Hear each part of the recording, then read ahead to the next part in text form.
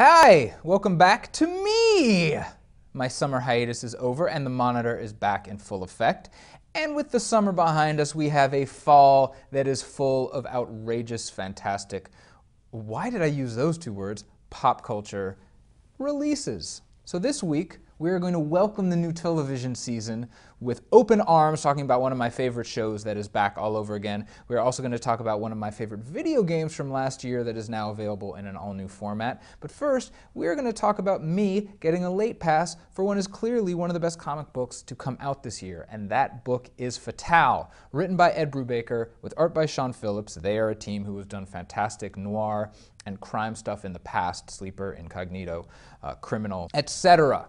But Fatale started in January.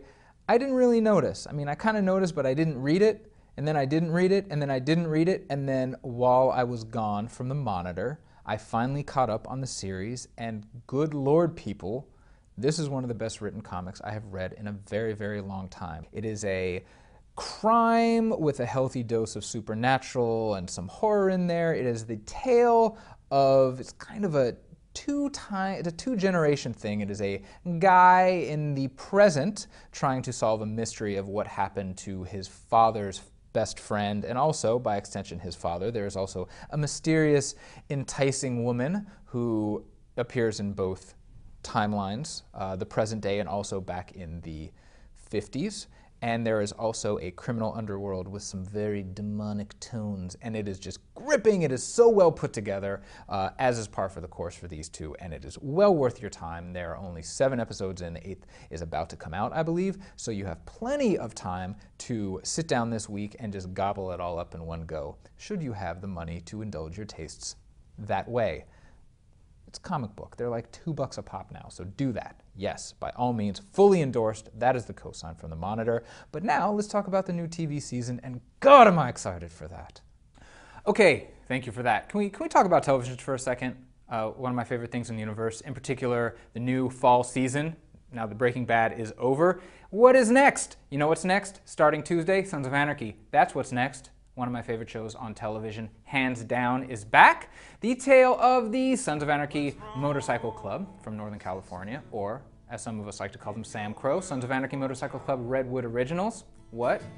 The club, which you may know or may not know, is embroiled in some things that have been happening over the past few years, and some very, very specific personnel changes happened at the end of last year. Bit of a cliffhanger. What happened? What's going to happen? You know what happens? New people are coming around. There's some new blood on the scene in Sam Crow land in charming California, where the Sons are based.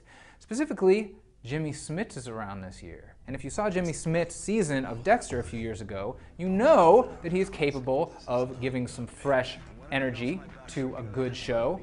And considering that I'm of the opinion that Sons of Anarchy is a way better show than Dexter is, especially as of late, you'll understand perhaps why I'm so excited for this year. So get your season pass in order, because you know I have mine.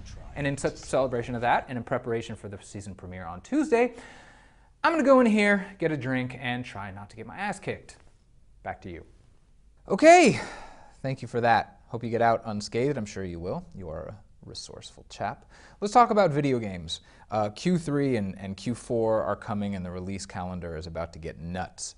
But first, one of my favorite games from last year, which was a downloadable title called Bastion. We loved it here at Wired. Actually put it on our top 10 list of 2011. But last week, Supergiant, the developer of Bastion, brought it out for the iPad. And surprisingly, it is as fun in a touchscreen format as it was originally. What they actually did was they streamlined it a bit so that combat is a bit more automatic. All you have to do is worry about defending and evading rather than actually swinging your axe or firing your guns or whatever it is. If you are not familiar with Bastion, it is a kind of almost fully top-down kind of hack-and-slash RPG with a narrator who is grizzled old coot who's basically telling the tale of your journey, and they recorded thousands of lines of narration, so it seems to be pertaining almost exactly to the things you're doing and the things that are happening to you, which, if you have not played it before, the first time you play it, it is an absolute mind-blowing experience. I tried to let the kid down gently.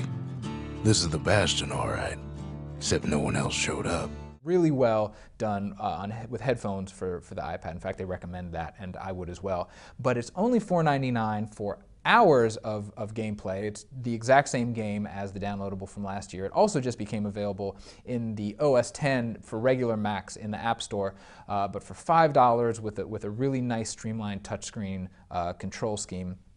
Well worth it, and it was kind of a big surprise for a lot of us that Supergiant did this port, but it is really, really well done, really well polished, and I'm having fun with it all over again. Even if you enjoyed Bastion last year, I beseech you to give it a try for iOS because it is that well done a port. But that's it for this week on The Monitor. We will be back because the summer vacation is over. We will be back next week. In the meantime, email us at themonitor@wired.com with suggestions, criticisms, solicitations, and love. And until then, inspirational catchphrase here.